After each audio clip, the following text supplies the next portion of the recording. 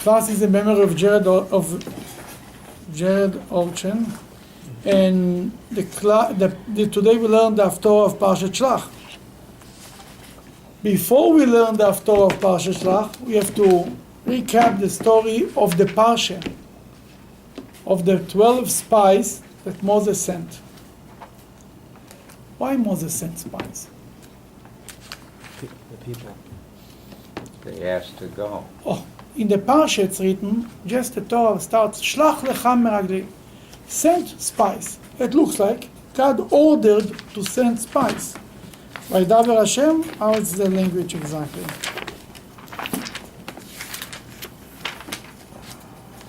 Yeah, I think.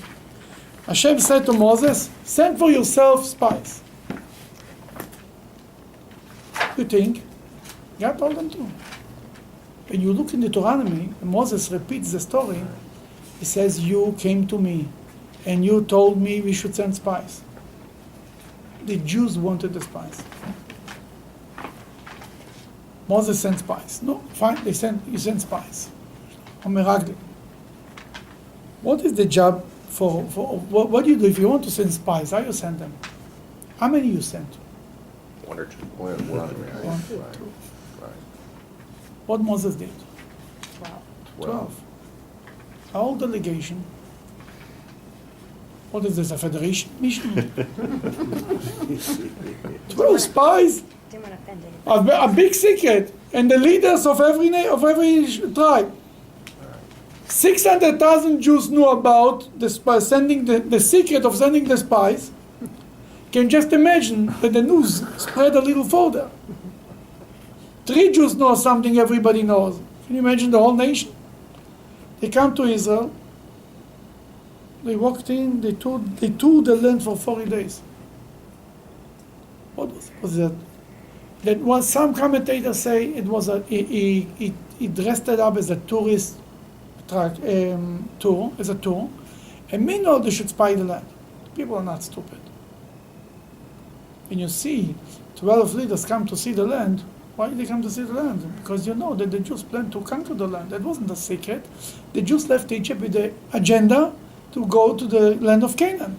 That's what they thought when the brothers came into Egypt, right? Joseph accused them of being spies. Yeah, the 10 brothers came to Egypt, and Joseph accused them of spies. Meragli matem, the same word. And Egypt is a little bigger than Israel. And the 10, according to the Medrash, came from 10 different gates, but even they came from the same gate. Then what do you think is that? First of all, that's that they were not arrested or caught, these 12 guys. It's already a miracle. Then the Medrash, as Rashi says, that there was a lot of death going on in Israel that 40 days, that the people were busy with their dead and not busy with the spies. But the truth is, the Rebbe once spoke about it, and he says, this sending mission that Moses was sending was not to spy the land. Moses knew it's a good land. Moses knew that God is going to conquer, make miracles to conquer the land. It doesn't make a difference if they know the ins and outs of the country or not. Moses sent the mission for one purpose, for inside purposes, to convince the Jews to go to Israel.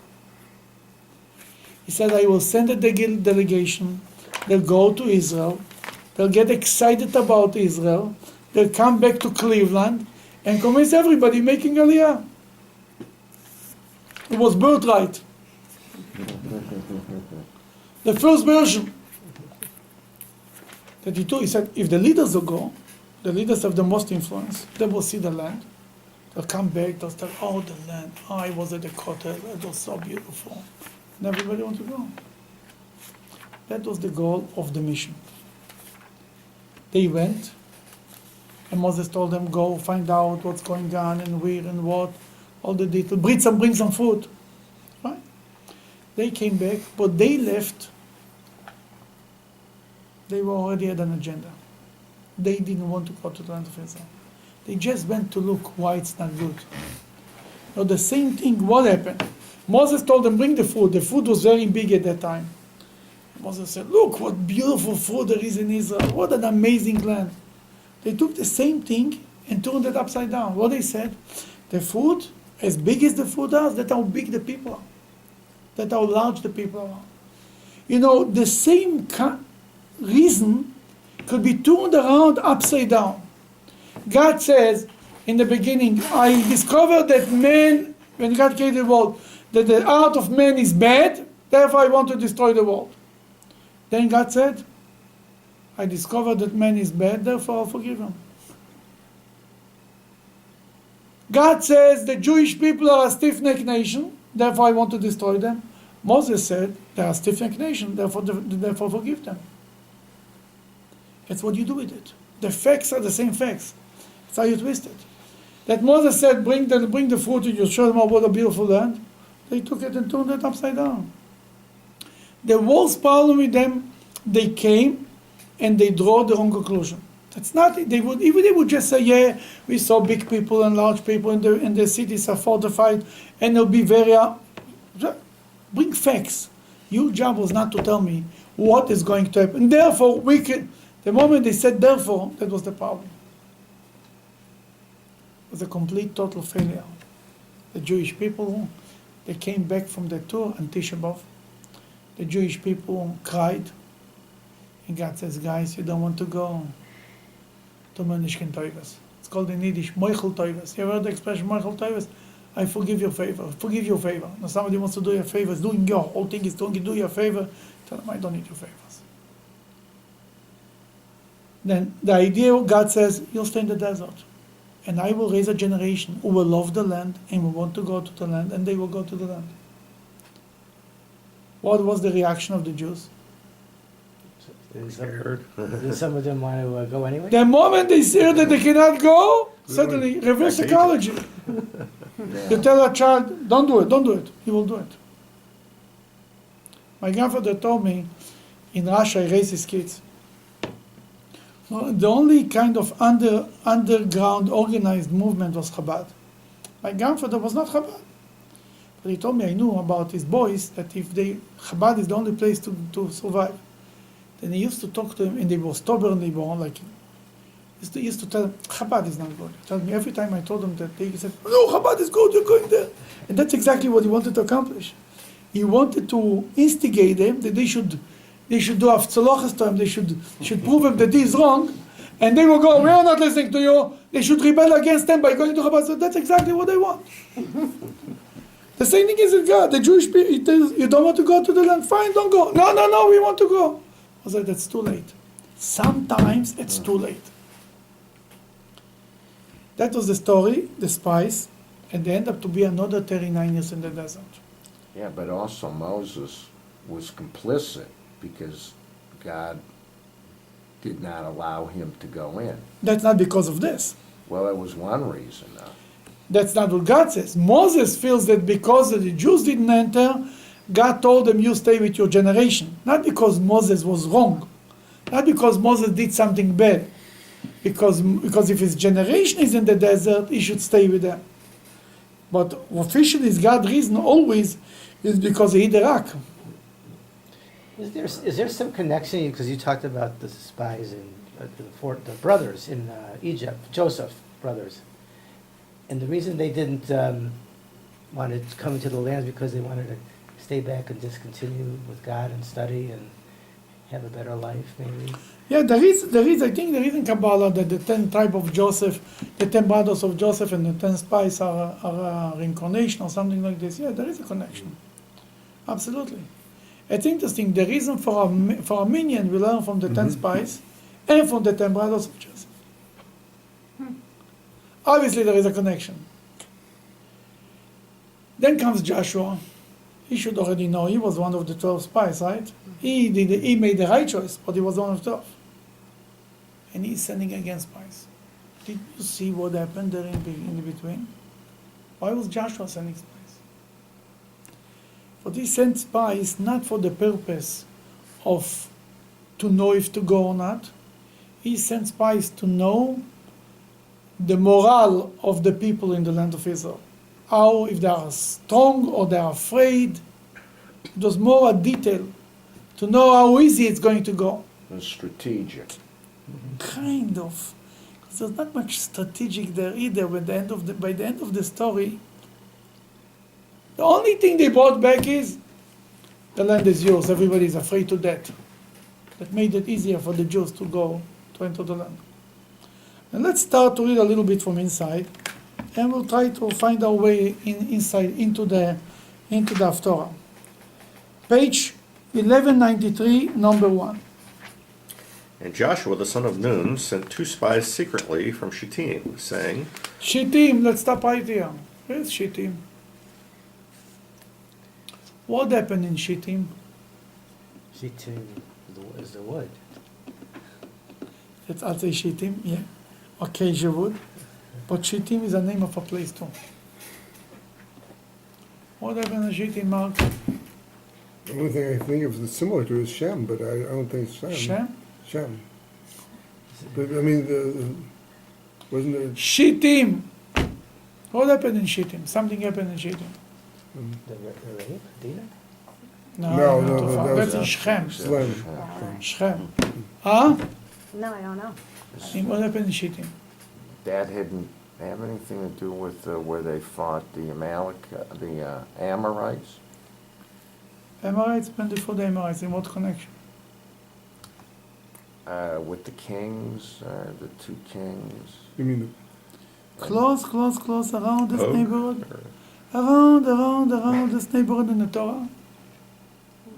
Shittim is in Israel, right? Shittim is not in Israel. No. Okay. Shittim is outside of Israel. That's not, they were with that harlot, the Rahav? That's here. That's That's this part. That's this That's here. Haftorah.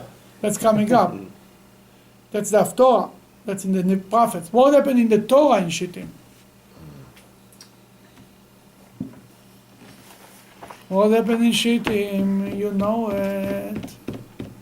You just don't know that it happened in Shittim.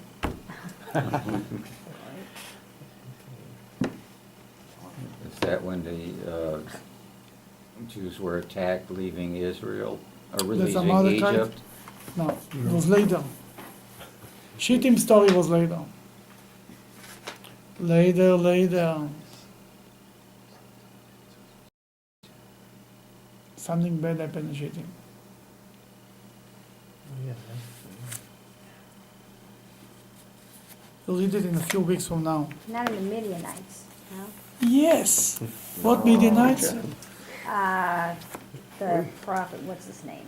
Bill? Yeah, Bilam. Bilam. What happened? Yeah. Oh, they take the girls. The girls. Yeah. to The come in. girls' prostitution and they worship idols. Look on page 797. One girl is saving gold for us. Okay, for that.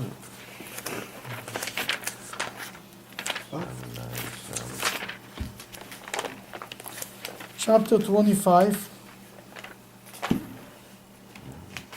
Israel was, yeah. Israel was staying in Shittim when the people began to behave immorally with the Moabite girls. The girls invited the people to throw their religious sect to. And then what happened? The problem was not only they were running around with the Midianite girls. The biggest problem was that the Midianite girls forced them Forced to them to worship worship idols. That they worshipped idols in the beginning of the 4 years, the golden calf. By the end of the 4 years, they did the same thing again. The new generation did the same thing. Here is Joshua sending 2 spies from the Shittim. And they fixed the small immoral behavior. As you're going to learn, they went to a prostitute. And they didn't do it. They fixed. So a tikkun to the sin of the Shittim. Everything's written in the Torah, in the Bible. There is a reason why they wrote from where he sent it, because it makes a difference. Okay, continue in the first line of the Haftorah, 1193. Okay. Saying, go view the land, especially Jericho. And they went and came to the house of the harlot named Rahab, and lodged there. Okay, you're going to spy the land. Why they went to a house of harlot? It's a good informational center. This is true. Sort of pillow talk. They must have known they could pay her off and she'd do whatever they wanted. Not because in a harlot's house, nobody asks questions who you are. You don't have to show your identity. You understand? Right. Everybody comes in, everybody goes out, you can hear from people. Everybody goes there, you can get from here information, what do you want. It's a good place. Later we'll learn more than that. Go ahead. How did they know she wasn't gonna, or somebody there wasn't gonna turn him in? Well, someone This is does. true. Somebody does. He's right. And later we learn that the walls, she used to live by the border, Right. by the wall, by the big wall. Then, that was the easiest way to go in, basically. They went to Rochav. Two spies. He sent them to spy the land. They go to the house of the Shine. Go ahead. You want to continue, Mark? And it was reported to the king of Jericho, behold, men have come here tonight from the children of Israel to search out the land. Right away, somebody there knew right away. It was right away reported. Before they had time to move, it was already reported to the king of Jericho. Then the king of Jericho sent to Rahab, saying, bring out the men who came to you, entered your house, because they have come to search out the whole land. Yeah, she said they demanded the people. Where in the Bible we have a story of demanding the people? Oh, and Lot, Sodom. is it Sodom and Gomorrah? It's not far from the same place. Really? Let's see how Rachav. Let's see, Lot was ready to give away his daughters. Rachav was not so holy as Lot, right? She wasn't Abraham's niece or cousin. Niece, he was his nephew. She behaved differently. But But the woman took the two men and hid them. And she said, yes, the men came to me, but I did not know where they were from. And at dark as the gates were about to close, the men went away. I do not know where they went. Pursue them quickly, for you will overtake them. she made a brilliant move. She took him upstairs on the roof, hid them, and then said, yeah, they were here, they just left. Run after them, quick. She got rid of this, and meanwhile she was buying time to save the two guys. Anybody here ever notice the parallel with Sound of Music? Remember the scene where the nuns hide the family? Oh, Whatever. I always thought that this was kind of based on this thread. Pull the distributor apart. Forgive it, Father. It's a musical. Yeah, famous Musical. musical. What's the name of it? The Sound of Music. The Sound of Music. Shine. That's for sure. I don't know the story. That's for sure. Okay, continue. But she had taken them up to the roof and hidden them with the stalks of flax which she had spread out there. So the men pursued them along the way to the Jordan as far as the fords, and as soon as the pursuers went out, the gate was shut. Okay, go ahead, I'm sorry. Before they lay down, she went up to them on the roof. Okay. Then she hid them on what? On stacks of flax. Can cover them, and the men run away. She hid them on the roof. Okay, she said to the men. She said to the men, I know that God has given you the land, and that the fear of you has fallen upon us, and all the inhabitants of the land melt with terror because of you. For we heard how God dried up the water of the Red Sea before you when you came out of Egypt, and what you did to the two kings of the Amorites who were beyond the Jordan, to Sihon and Og, whom you utterly destroyed. Oh wow, look what this harlot knows much more than we think. She gave them a whole lecture. The splitting of the sea was 4 years before that. It wasn't 2 weeks ago. She told them, "We still remember that we are still afraid. The whole nation is afraid of you." Because of, sometimes when you're in the Jewish people, you don't realize the effect that you have on another place, another people. You needed to hear from a stranger, what is your effect?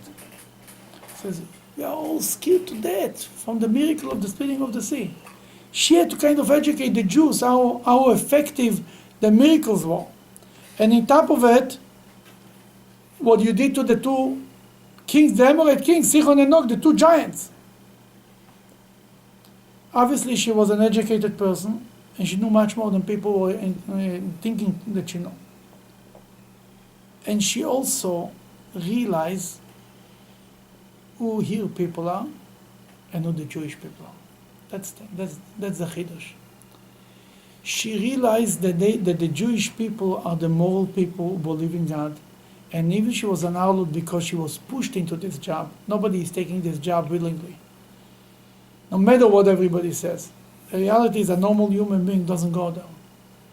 But she looked at her own society, she said, this is a corrupted society. It's a society who doesn't care for the poor and therefore she had to reach to such a level to support her family. How we know that she supported her family? Because she cared for her family. Because she told them later, I want you to save my family. That she bid on the other side. She says, you're on the right side, I will help you. Naturally, she would turn in the man. And by this, get from the king some more treatment, maybe a better job, maybe money, maybe whatever it is.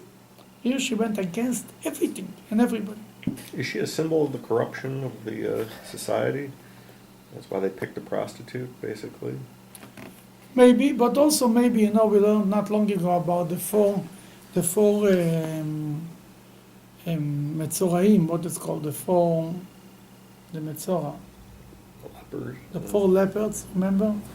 Who were outside of the city, and it was a famine in in Shomron, and they came and they told the king that there is food on the other side, and they brought redemption. I think that's what God wants to teach us. She's more of a precursor of the righteous Gentile. First of all, she's a righteous Gentile. The first righteous Gentile was much before it was Pharaoh's daughter. Right. The first official righteous Gentile. Don't take away from her the official title. Number one. But number two, she is. But the lesson is that God decides how He's going to bring the redemption to the Jewish people. We don't tell God, if it's this person, if it's a leopard, I don't want a redemption. By a prostitute, I'm not going to listen. God wants to show that there is a Talmudic statement, there is no person who doesn't have a time. Every person has his moment. She, in her moment, she made the right choice. She saved the Jewish people. It reminds me of Ruth. Yeah, but Ruth is not a surprise. Ruth is a more righteous woman. Here, God wants to show that, the interesting thing was the Entebbe, when they rescued the plane, then there were the Satmar Hasidim. The Rebbe was speaking about and said it was a huge miracle of God, one of the greatest miracles, and God shows us that He cares for the Jewish people and He protects them, and on and on.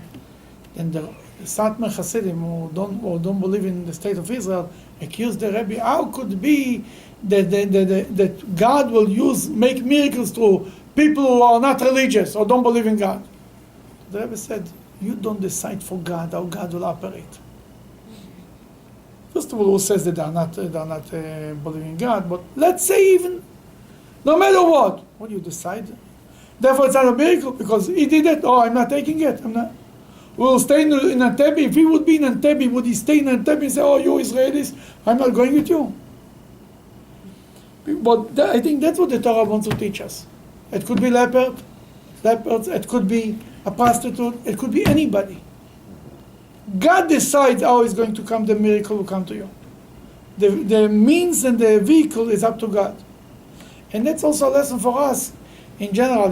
Sometimes we think, oh, this job, this customer is going to make it. This job is going... Don't decide for God how to do it. Try here, try there. Works. How God is going to help you, leave it up for God. Isn't Moshiach... He might have a better agenda for you. To the lepers? Isn't Moshiach? Sheikh is a leper, that's a different story. What? I was going to say that the sort of the story with Joseph, because he sort of puts a little too much effort into But maybe you can say that Joseph, because of Potiphar's wife, he ended up in jail. Because he ended up in jail, he made the butler and the butcher. Therefore, he became the ruler of Egypt. No, he does, but I mean, he put effort. What I mean to say is, in Judaism, the beginning, when we see the salvation, we go back and we see where was the turning point of the Tzoras, and we say that was the beginning of the salvation. That, the previous Lubavitcher Rebbe, in 1927, he was in Russia. He was jailed. 2 months later, he left Russia because basically, if not, they would kill him. Then the Rebbe, many years later, said the day that he was arrested, that was the beginning of the redemption. Because if not, he would never try to leave Russia. Then when you see and when you look back, the beginning of the trouble was the beginning of the solution.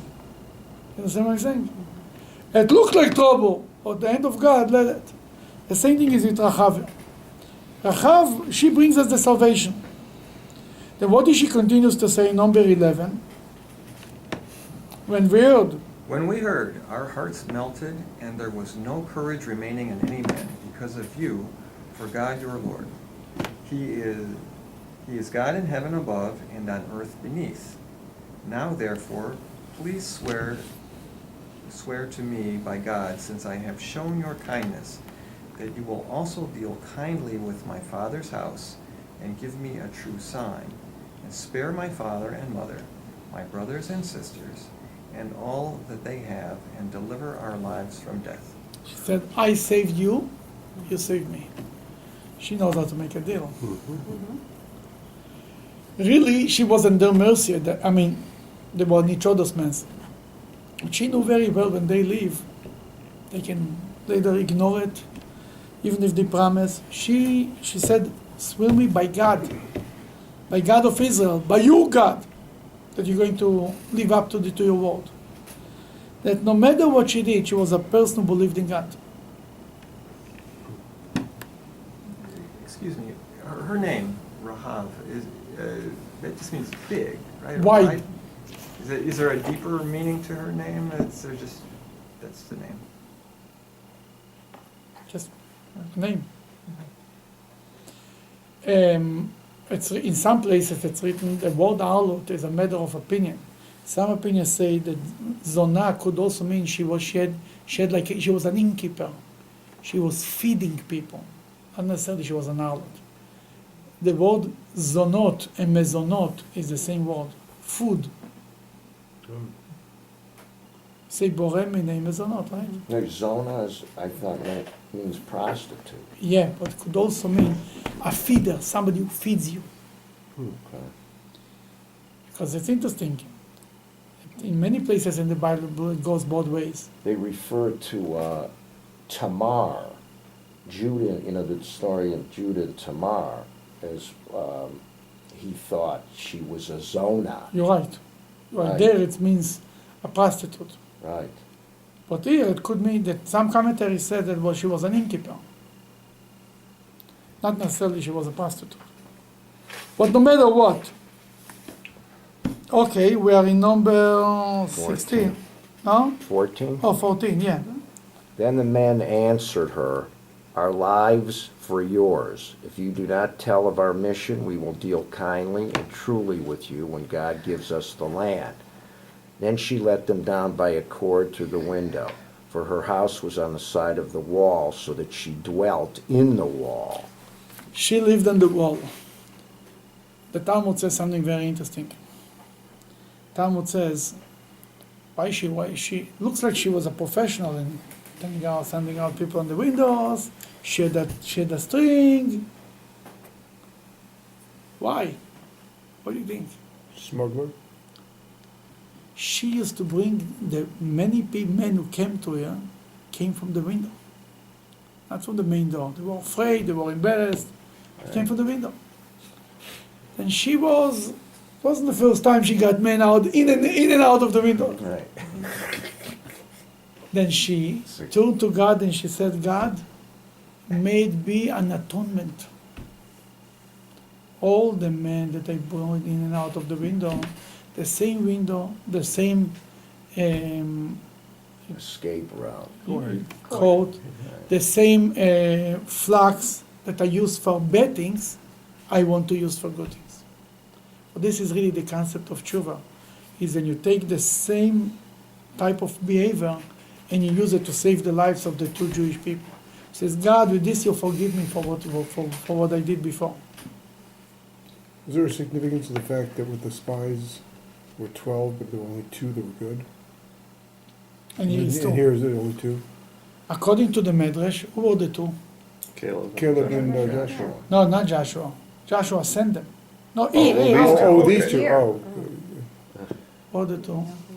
I've known it before, but I don't know. I don't know. Pinchas, Oh, and I think Kolev. I think it was Kolev. Caleb? That's what I think so, right? I don't know, I Caleb. just guess. I The think Caleb, the it's, same Caleb, Caleb yeah. Same that, Caleb, yeah. that was with Joshua in the He had Parshat. a good report. Mhm. Yeah. Right. He'd be the guy you'd want to send, right? I thought that too. Pinchas. I think it was Pinchas and Kolev. I saw it. Yeah.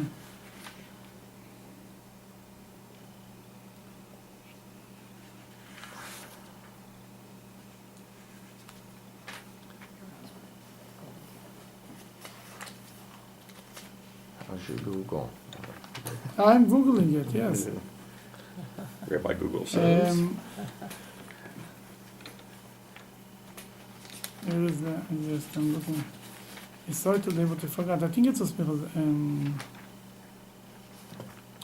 Anybody got Siri here? Okay. In any case, it was. I think it was Pinchas and Kolev. I don't see it here I think you're clearly. right. Huh? I'm pretty sure you're right. Yeah. In any case, yeah, it was the two, for sure the two, I mean, he saw the two came right with the right message. Obviously, it's enough to have two. We don't need 10. We don't need 12. But here is the deal. They told her, if you will not tell us, you will not give out the secret, that's the deal. Number 16. She said to them, She said to them, "Go to the mountains, where the pursuers will meet you. Hide there 3 days until the pursuers return, and then you may go on she your knew way." everything the system works. She told them wait for 3 days, and then she knew how long, when they'll give up. Go ahead, the man. The men said to her, "We will be blameless of this oath which you have made us swear.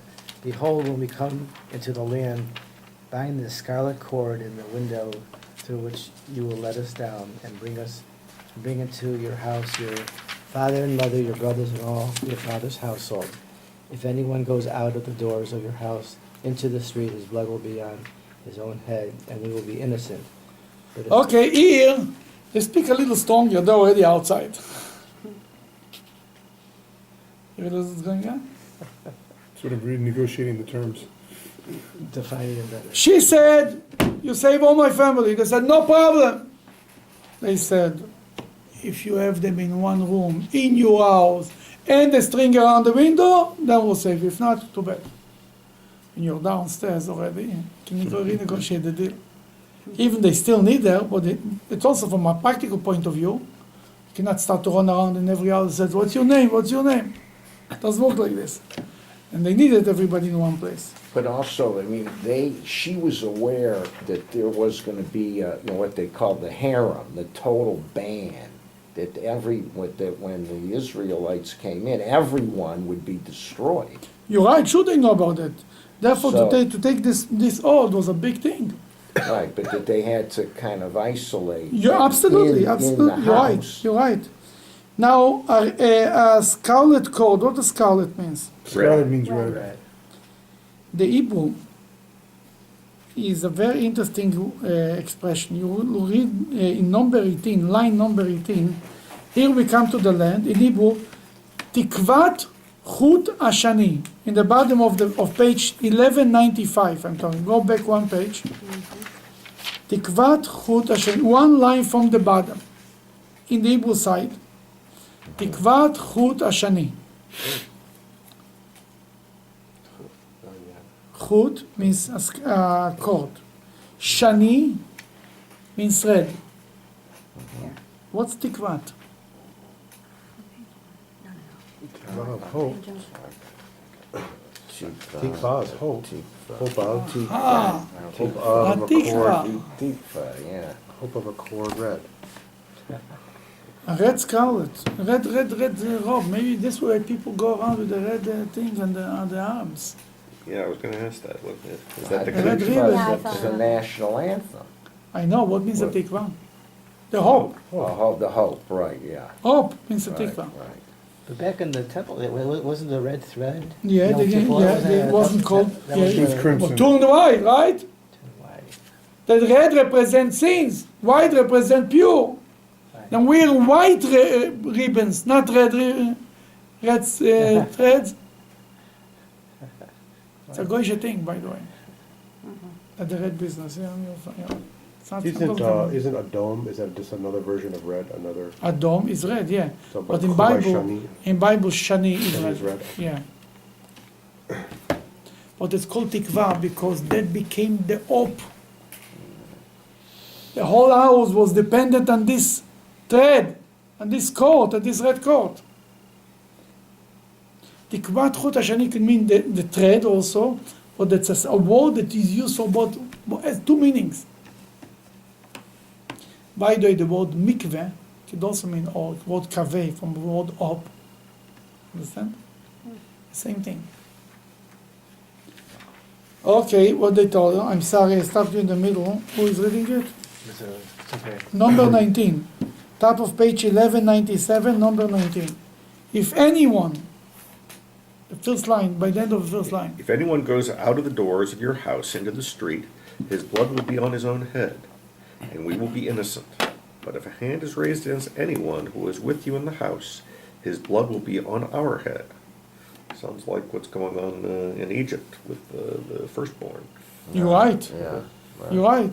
You go out, Damo Berosho, yes.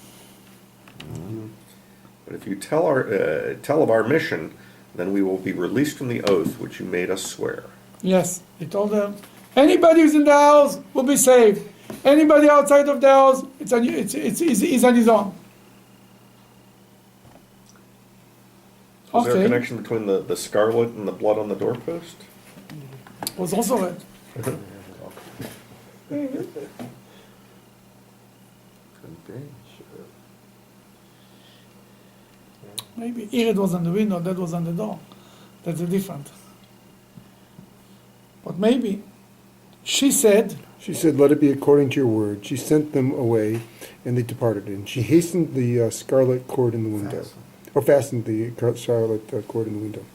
They departed and came to the mountains, and stayed there 3 days until the pursuers returned. then what they did exactly? The two spies did nothing. They didn't go anywhere. Because they got all the information there. Yeah, they interviewed one person. They met one person in the whole city of Jericho. They went back home. That's what they did. Look when they come back. I'm sorry. Go ahead. The pursuers searched for them all along the way, but did not find them. Then the two men descended from the mountains and passed over and came to Joshua the son of Nun, and told him all that had happened to them.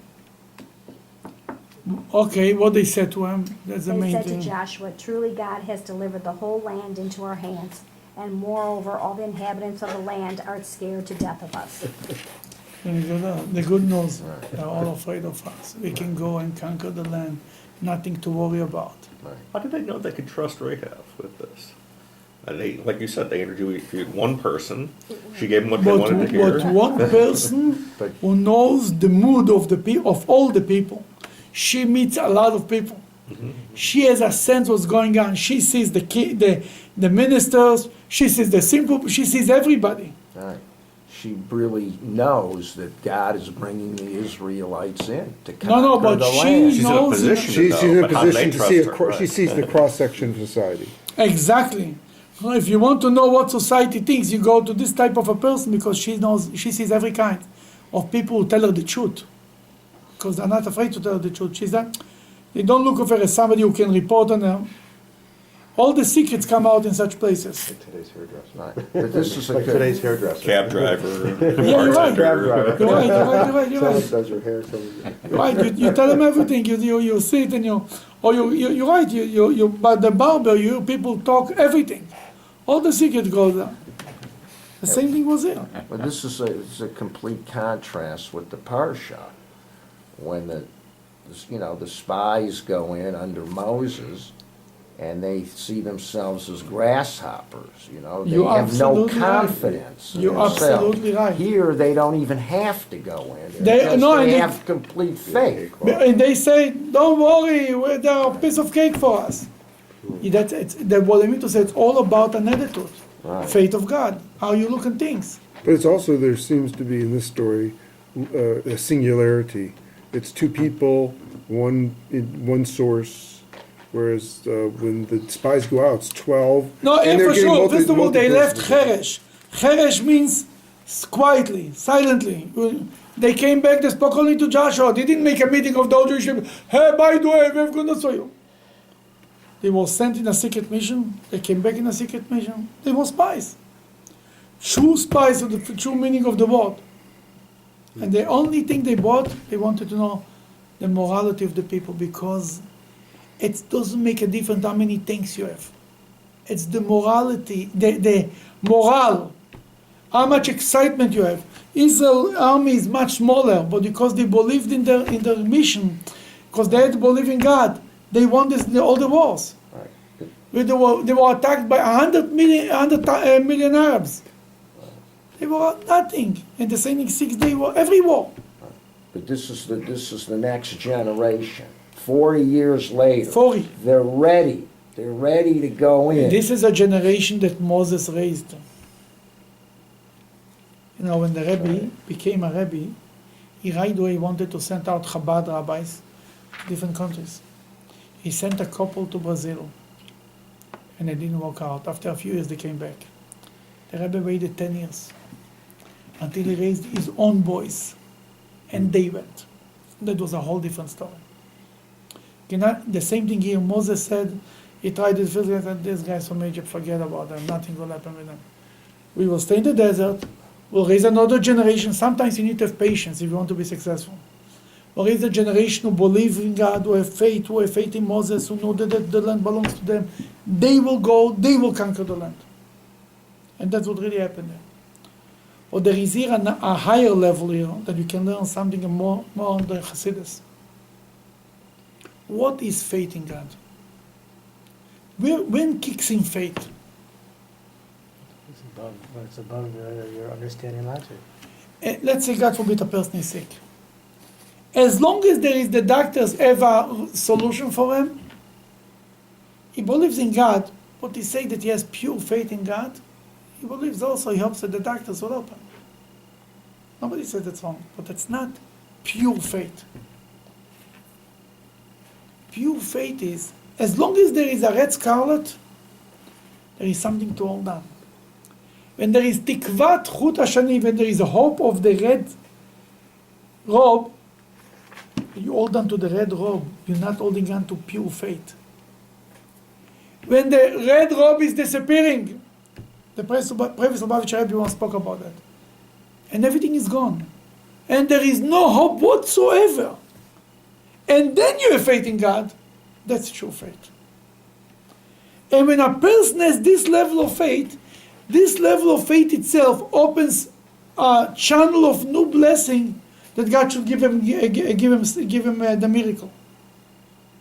See, as long as he's holding on to something, it's not pure faith. Then God says, oh, you want this should help you? Maybe, maybe not. But when a person says there is no hope, everybody gave up, no hope whatsoever, and he says, I'm sure God is going to save us. This alone awakes in God such a level of mercy that he could create a miracle. So is Joshua, when he decides to send in the spies, is that pure faith? No. He sent it because he wanted to know, he wanted information. He felt that he's obligated to go also in a natural way. So it's a partnership with God in that. Yes. But what you can learn from this story is that as long, let's say Rachav would lose the scarlet, the red robe would get lost. Now what? There's nothing to hold on to. No tikva. Do you still have faith in God that God will save you, or you don't have faith in God to save you? The highest and pure level of faith is when there is, everybody gives up, and there is no hope whatsoever, and you say, God will save me. This is true faith. This is a very high level of faith. I don't wish anybody to have to be tested by this. But this is the faith we're talking about. Like Abraham and the sacrifice of Isaac. Abraham didn't plan to be saved. Pure faith? Abraham did not plan to be saved. This is when Abraham was in the furnace, maybe. Maybe if you look at Isaac, from Isaac's perspective, that may have Isaac been was pure ready faith. to be sacrificed. Isaac was not looking for a miracle. Yeah, but he was ready to sacrifice his own. Yeah, but he his was son. not ready. He was not waiting for miracles. He didn't want to be. He didn't pray to God to be saved. He So God- had total faith that his son would be saved. And he- No, No. not at No. all. No. I don't know, but I mean, Oh, no, he just had total faith. he had He had total faith that this is the will of God, and therefore he's going to do it. Right. What will happen? It was not his business. He was ready to sacrifice his son completely. Right, right. Exactly. You can say that in I mean, God told Abraham this is going to be the continuation of Judaism I know. in Isaac. I know where you're Okay, going. he was promising him for years It was a and test. I know. years, It was a test. time and again, and then. But he then God said, tells him to go sacrifice him. It's just if that's not an act of pure faith, Maybe. then what is? No, the sacrificing is an act of pure faith, but he didn't have faith of saving Isaac. That was not the faith. You understand? That God would save, that God would No, come no, through no. on His promise. God will come to on his promise. How? That's up to God. Not by saving Isaac necessarily. Could have been some other vehicle. Well, there wouldn't have been any Jewish people. Or it would be maybe Abraham will have another son. Right. Exactly. Which he did. Or he could have been resurrected. Egypt. No, I mean, Or he this can be is- resurrected. Yeah. There is stories of resurrections in the Bible. Right, Elisha resurrected son. yeah. Stories of resurrection. There is even in the Talmud stories of resurrection. I hear what you say. He had faith. And there you can say, but it wasn't faith that somehow Isaac would be saved. Because if he would go with this agenda, it wouldn't be a pure sacrifice. You understand what I'm That saying? he loves God more than he loves his son. Because he loves God, he's ready to sacrifice his son, not because he doesn't love his son. Right, right. But he, But that was his faith. But his faith was not to believe that somehow Isaac would be saved. If he would have this thinking, that wouldn't be a pure sacrifice at all. God says, I don't need you. If you're planning on saving Isaac, I don't need you. We need the people who are ready to go all the way. In any case, Rachav, what happened to Rachav? Didn't She converts, Joshua yeah. marry her? She converted. She joined the Jewish people, and Joshua married her. Is there then a connection somehow between Rahav and Messiah? And 8 Yeah. prophets came out never from the happened. descendants of Rachav and Joshua. where is Joshua and Rachav had only girls, first of all. Anybody complains that he has only girls? I always tell them, not only Rashi had only girls, Joshua had only girls too. Nicht gefährlich. Not such a tragedy. I have a brother, my sister has like 6 girls. 5 or 6 girls. And it's going the right direction. then Rachav, and they had only girls, but from this union came out 8 prophets, eventually, from Jeremiah's generation, by the time of the destruction of the temple. Huldah the prophet, and other, and the Talmud brings a whole list of names. Do we get any connection to the Mashiach there somehow? The Mashiach from Ephraim, That was David. from Joseph. Perez. No, because it's written that Mashiach will be from Judah. That was the from David. Joseph and Judah together, like a Yeah. combination. Do we get the Mashiach ben Yosef from this? Maybe question? Moshiach ben Yosef is from there. We don't know. Maybe it's like a root in David, Rachav, and Joshua. I don't know everything. You know, I read an interesting commentary Yeah. by Jonathan Sachs Yeah, on the Parsha, yeah. and he quotes the Rebbe, Go ahead. Schneerson, that the spies, the scouts, were not afraid of failure. They were afraid of success. And what does that mean? In other words, they were afraid of having to go into the land. The And then, reality of having to live in a real space and make a living and deal with the and real losing world. their spirituality. Right, because in the wilderness, God's presence was always there. They were given everything. It was like a welfare state. It was like being in college. Sign me up. And God wanted them to graduate, and they didn't want to graduate. Right. You know, the guys who go to graduate school, and then to go to another graduate school, and Graduate they want to get a PhD and anything not to go to real life. Right. That was the spice. You're right. Right. But you see, there is many reasons that we attach to the spies. A whole nation didn't want to enter the land of Israel. Some of them were just afraid. Some of them wanted to have Moses with them. Some of them knew that Moses is going to die. They didn't want Moses to die. And that's what the Rebbe says. They wanted to stay with Moses. It's like crazy going to Israel. Yes. If I would be there and I would know that Moses dies, I want my Rebbe. I don't care Israel. What is Israel? Sit in the desert, learn Torah. You have to be crazy not to do it. But that's what Hashem wants. Hashem wants you to go to Israel. You see, every Chabad rabbi, when the Rebbe was alive, had the same dilemma that the spies had. Because the Rebbe wanted the Hasidim to go out to spread Judaism, but they wanted to be in New York. They all wanted to be by the Rebbe.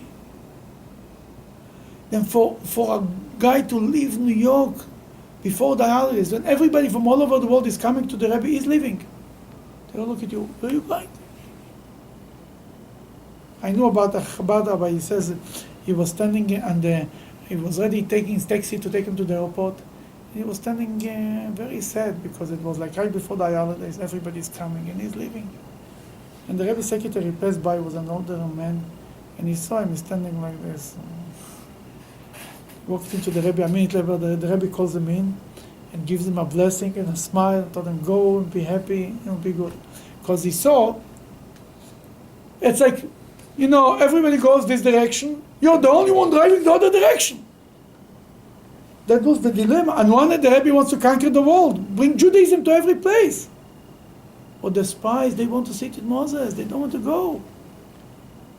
That as long as it's a desire and you sit in the shul and talk about it, it's nice. But when you come and you turn around the whole nation against God, oh, you're in big trouble. And that's what we have to learn. Different than a soul departing from God to come down to this earth. The same He doesn't thing. want it. The same thing, you're right.